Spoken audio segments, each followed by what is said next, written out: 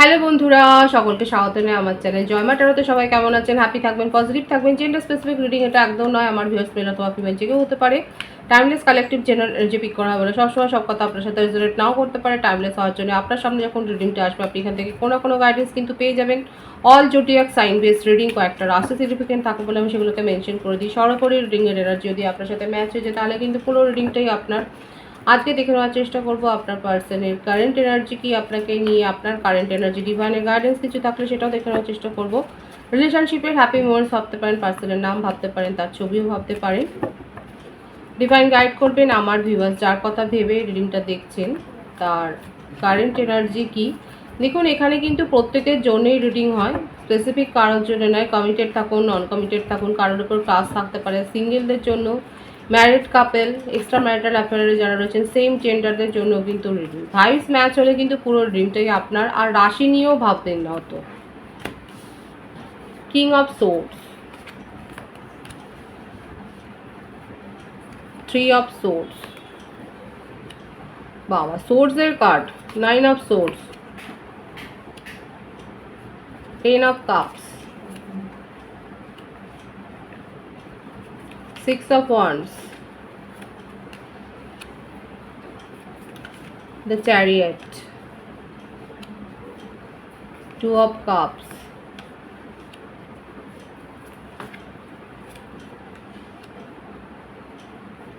ace of cups, nine of wands, the fool।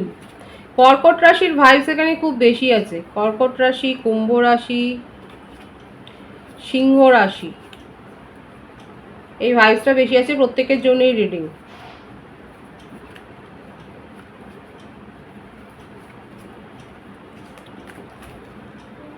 Bottom of the deck মিথুন রাশির ভাইবসও আছে, দ্য লাভার্স।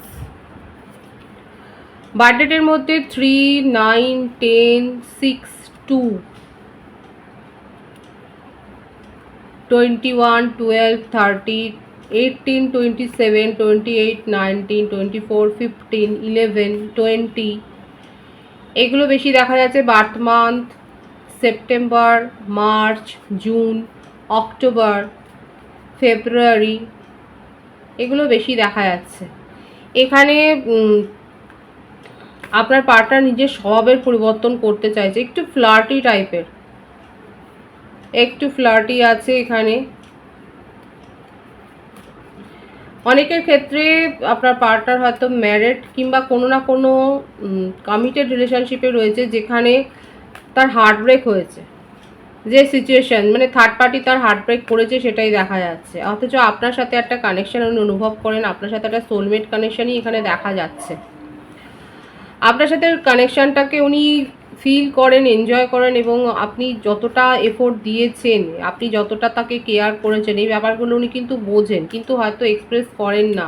কারণ তার জীবনে উনি এই কানেকশানটা, এই যে একটা হার্ডওয়ার সিচুয়েশান, এই যে কারোর কাছ থেকে একটা চিটিং ফিল করেছেন, ওনার মনে হচ্ছে কেউ তাকে চিট করেছে, যে থার্ড পার্টি তার জীবনে আছে সেই তাকে চিট করেছে, এই ব্যাপারটার জন্যই উনি নিজের এক্সপ্রেশনকে দেখুন এরকমভাবে কন্ট্রোল করে রাখেন।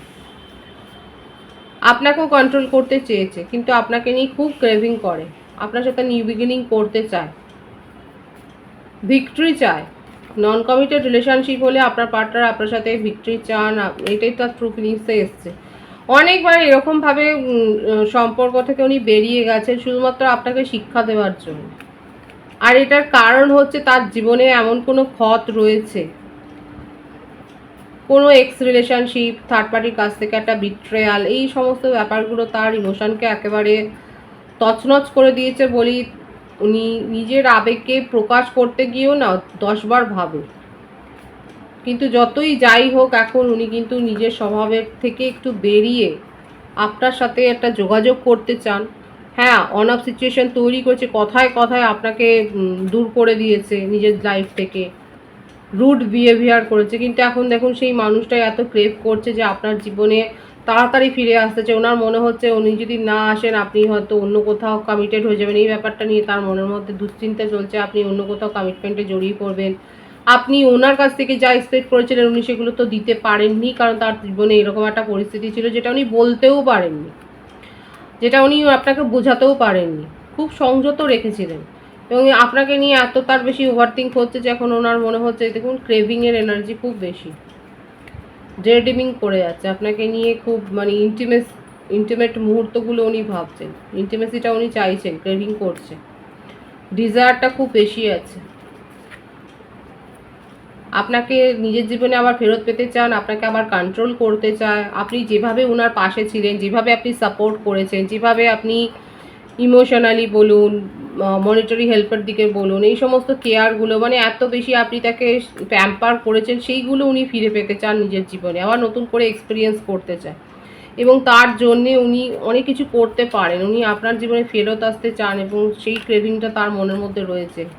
এইভাবে আপনি তাকে ছেড়ে চলে যাবেন, ইমোশনাল উইথড্র করবেন, এটা উনি মেনেই নিতে পারছেন না। বাই হুক অ্যান্ড ক্রুক উনি আপনার জীবনে ফেরত আসতে চান। অনেকে আছে হায়ার সোল কানেকশানে কিন্তু রয়েছেন আপনারা, এটাই দেখা যাচ্ছে। উনি আপনার তার ট্রু ফিলিংসে কিন্তু এটা না, তার কারেন্ট এনার্জিতে কিন্তু এটাই রয়েছে। উনি নিজেই আপনাকে সেপারেশনে পাঠিয়েছেন, আপনাকে কন্ট্রোল করতে চেয়েছেন, কারণ তার জীবনে এরকম একটা সমস্যা ছিল, কিন্তু সেখান থেকে উনি শিক্ষা পেয়েছেন, কারণ উনি বুঝতে পারছেন যে আপনাকে ছাড়া তার চলবে না। আপনি যেভাবে তার ক্ষতটাকে নিরাময় করেছেন, অ্যাকচুয়ালি বলবো এখানে আপনার শুনতে খারাপ লাগলো যে কথাটা বেশি ফুটে উঠছে, আপনি তার ইগো স্যাটিসফাই করেছেন। যেভাবে আপনি ইগো স্যাটিসফাই করেছেন সেটা অন্য কেউ করেনি, তাকে পাত্তাই দেয়নি বলতে পারেন।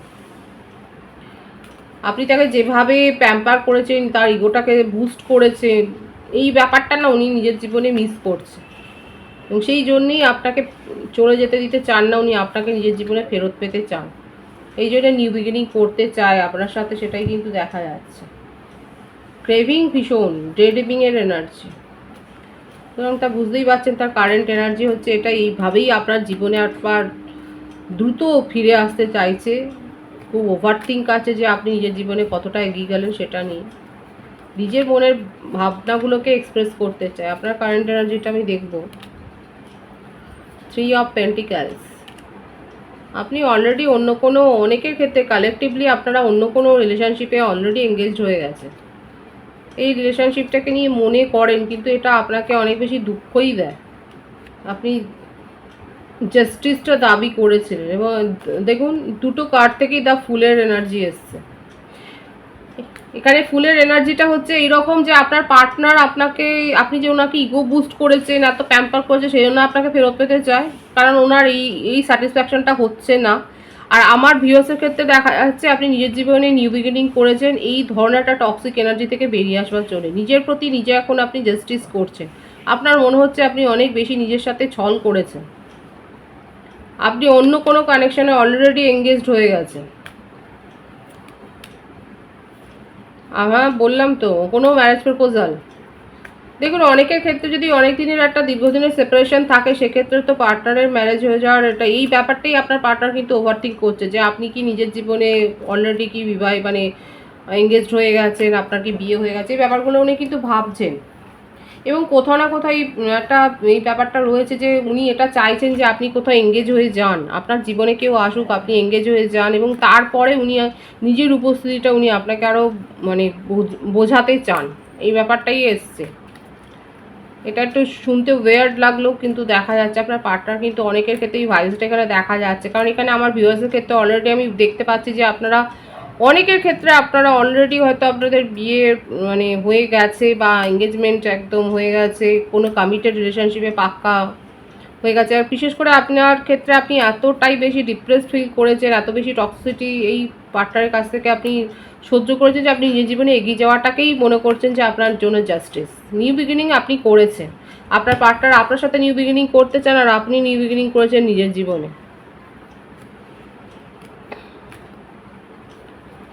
আর কোথাও না কোথাও আপনার পার্টনার এটাও চাইছিলেন যে আপনি মানে যদি দীর্ঘদিনের অনেকের সেপারেশন থাকে, যে উনি চাইছেন যে আপনি যদি কোনো সম্পর্কে আবদ্ধও হন সেটাতে কোনো এফেক্ট করবে না, উনি আপনাকে বোঝাতে চান যে উনি আপনার জন্য কীরকম একটা ফিলিংস রাখেন।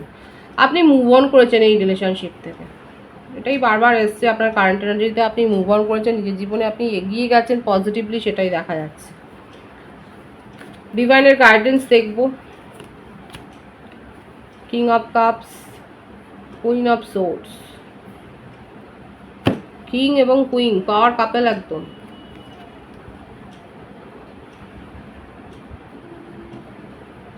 পরিস্থিতি অনুযায়ী কথা বলতে হবে, মুখ খুলতে হবে, পরিস্থিতি অনুযায়ী ইমোশনাল হতে হবে, প্র্যাকটিক্যাল হতে হবে।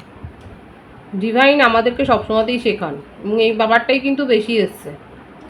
পরিস্থিতি অনুযায়ী আপনাকে যেমন ইমোশনালও হতে হবে, ইমোশনাল হয়ে ডিসিশান নিতে হবে, সেই রকম পরিস্থিতি অনুযায়ী আপনাকে শক্ত হাতে হালও ধরতে হবে, ডিসিশানটাও নিতে হবে। যেখানে ক্ল্যারিটি নেওয়ার কথা সেখানে ক্ল্যারিটি নিতে হবে, সেখানে আপনি ছেড়ে দিয়ে চলে আসবেন সেটা করলে কিন্তু হবে না।